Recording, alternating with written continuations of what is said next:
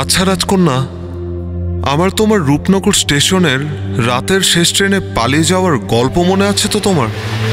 না, মনে থাকবে কিভাবে, তুমি তো আসোইনি। তোমার কলেজ শিক্ষক বাবার আত্মসম্মান আর মায়ের চোখের পানির কাছে তুমি দিন শেষে হার মেনেছিলে, নাকি আমার দিনহীন ভালোবাসাকেও হার মানিয়ে দিলে? সেদিন স্টেশনের ভোররাত পর্যন্ত আমার সঙ্গী ছিল আমার মতোই দিনহীন একটা ব্যাগ, যার চেইনটা অর্ধেক ভালো অর্ধেক ছেঁড়া। ছেঁড়া চেইনের ফাঁকা ছাদ দিয়ে দেখা যাচ্ছিল একটা খয়েরি রঙের চাদর, তোমার জন্য কিনেছিলাম। আর ছিল আমার সস্তা মলাটের কবিতার বই।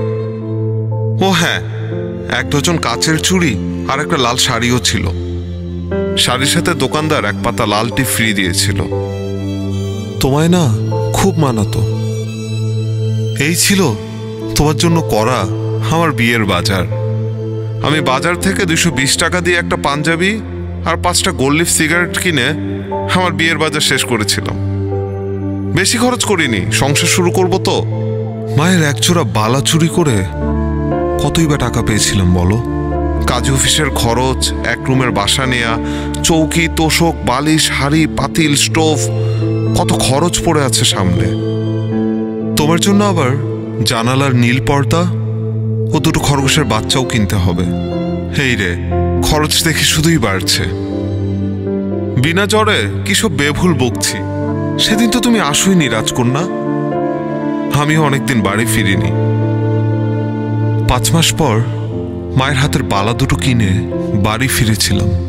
মা না বড়ই ছেলে মানুষ, বালা 2টো উঠোনে ছুঁড়ে ফেলে দিলেন, আমাকে সপাটে কয়েকটা চড় মারলেন। কই আরো রাখবে তা না, আমায় জড়িয়ে ধরে মা চিৎকার করে কেঁদে ফেললেন। তোমার বাড়িতে সে চিৎকার পৌঁছায়নি রাজকন্যা। মা এরপর আরো অনেকদিন কেঁদেছিলেন, তাও আমাকে আর বিয়ে করাতে পারলেন না। আমাদের মা ছেলের হাহাকারে ভরা 3 বেলা ভাতের সংসার দিব্যি কেটে যাচ্ছে। ও হ্যাঁ, রেল স্টেশনে আমার সেই পরাজয়ের রাতের 7 দিন পর তোমার বাড়ির সামনে লুকিয়ে গিয়েছিলাম।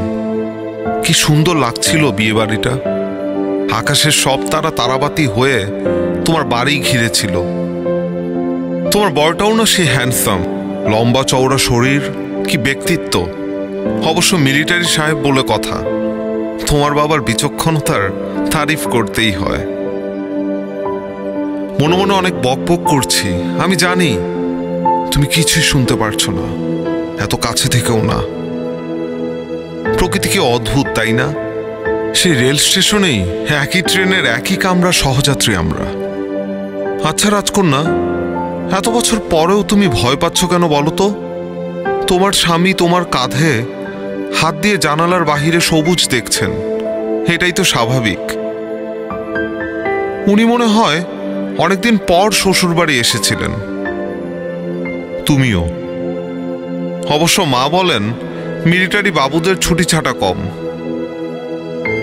বাচ্চা নাওনি কেন তোমরা? তোমার হাতের বালাগুলো খুব সুন্দর, স্বর্ণের তো নিশ্চয়ই অনেক দামি হবে। আচ্ছা, তুমি কি কাচের চুড়ি পরো না এখন, রং বেরঙের চুড়ি?